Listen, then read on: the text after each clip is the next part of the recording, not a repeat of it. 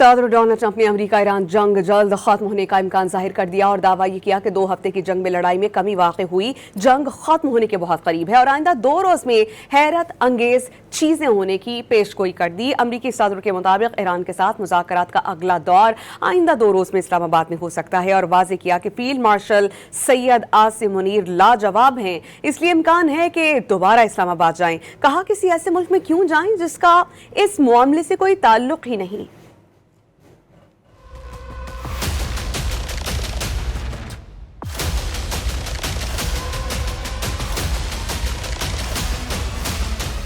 ایران کے ساتھ جنگ ختم ہونے کے بہت قریب ہے۔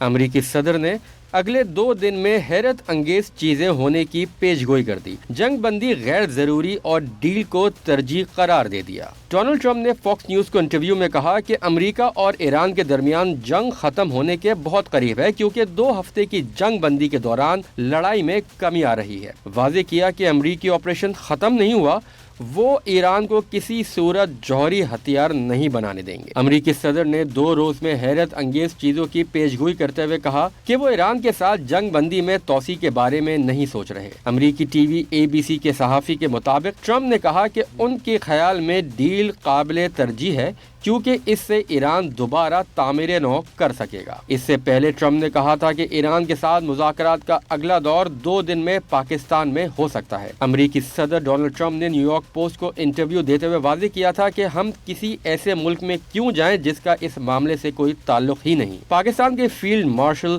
عاصم منیر بہت اچھا کام کر رہے ہیں، فیلڈ مارشل زبردست ہیں، اسی لیے امکان ہے کہ ہم دوبارہ اسلام آباد جائیں۔